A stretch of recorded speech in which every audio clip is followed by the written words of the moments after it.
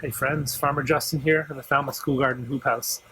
Today I thought I would talk about starting seeds. Many of you are probably wanting to do your own gardens at home, or your parents are wanting to get you started gardening just to get you outside, or maybe make your own food, all sorts of reasons.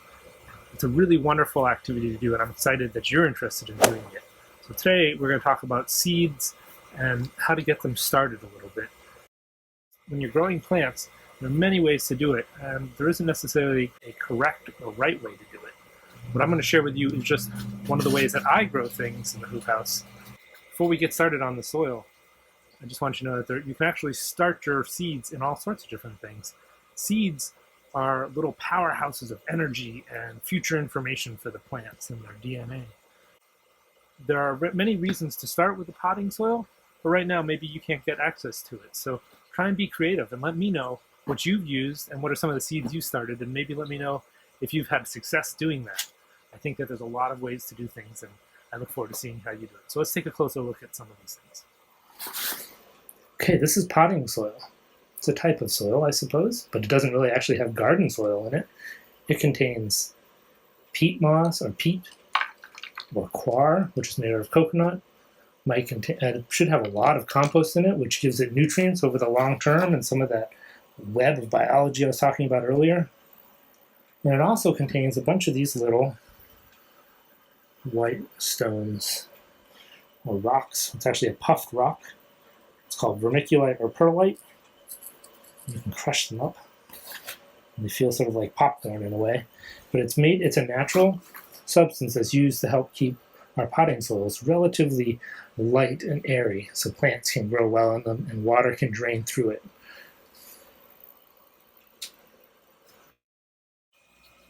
Here I've got 4 different things that you can grow seeds in. And the idea is to show that you can grow seeds in what you have around. I want you just to give these things a try. See what happens. Learn something when you're doing this. Gardening isn't about being perfect. It's about enjoying yourself and growing something. So the first one I have is a potting soil. And this is a really nice potting soil. I bought mine from a company called Living Acres here in Maine. It's a lot of compost. You've already seen a little bit about that. Next up is just some garden soil. I dug this out of the garden. Some people might call this dirt, but I think that you could start seeds in this just as easily. Over here, I have something you might be able to find in your kitchen if you ask your parents to save it. Coffee grounds.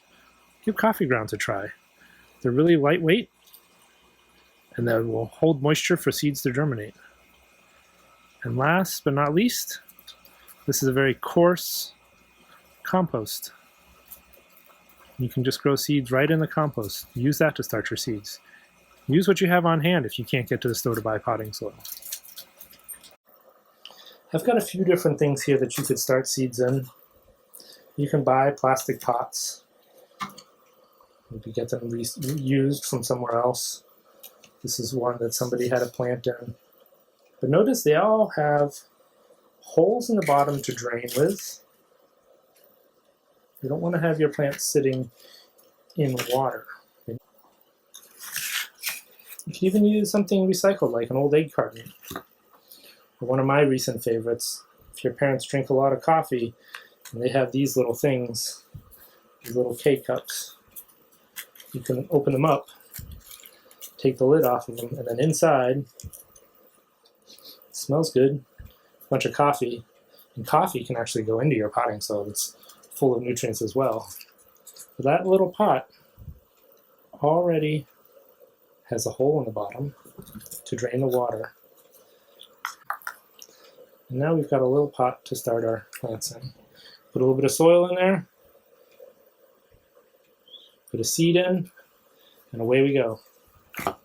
Taking a close look at seeds. Seeds often come in little things called packets, and you can see every seed company is going to look a lot different. This company here, High Mowing Seed, has a lot of really nice pictures on it. They have some information on the back on how to grow carrots, peppers. This sort of plain looking one, both of these are main companies, Johnny's and Fedco Seeds. Johnny's packets and catalog has a huge amount of information in it.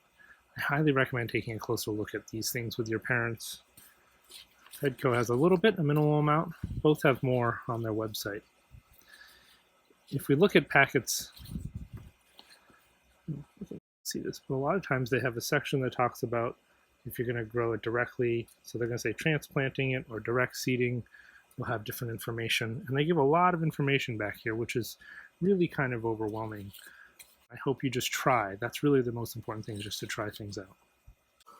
So look here, we have beans. This is actually a variety called Scarlet Runner. And they're pretty large beans, but they're a beautiful color. Radish seeds, which are actually very closely related to these little seeds here, which are broccoli. And these are very round and rolly little black seeds. Onion seeds, which are black, and they're sort of almost pyramid shaped. These are carrots. Peas, looks like a dried pea. This is a cilantro, but when we eat the seed part of the cilantro, it's called coriander. So as a spice, it's coriander. And when we eat the herbaceous or the herb part, it's called cilantro. This is rice, which we've grown here. Both the rice and the cilantro are from saved seed.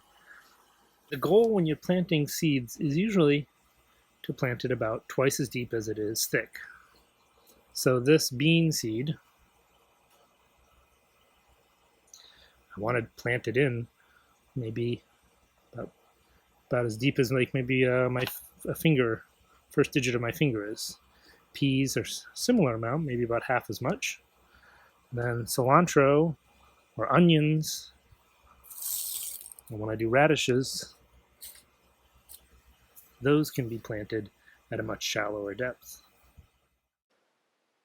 I'm going to show you a couple of examples of how I seed things into trays.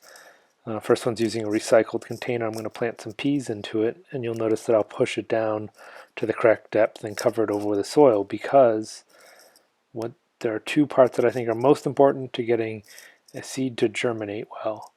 One is to get it the proper moisture. So I do one deep watering per day. Not too wet, not too dry, nice deep watering, and the seeds will absorb that moisture and then germinate and send down its roots, and up come the leaves and all that. And the second most important part is to kind of have the right temperature. So you're going to have to do a little bit of research about your plants and see what temperature germinates best at.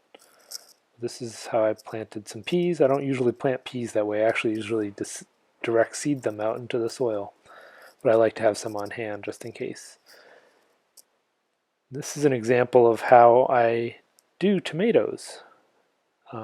Putting tomato seeds into each one of these slots. It's about 1/4 of an inch between seeds, or 4 seeds per inch, with a little tag at the top that says the variety. Tomatoes, peppers, eggplants, they actually need it to be really warm, so temperature is really the biggest factor for them, keeping them at the appropriate wetness or moisture, and then having the right temperature. So to help control all that, again, I cover over the seeds with soil, and hopefully we get something like this. Thank you, and be well.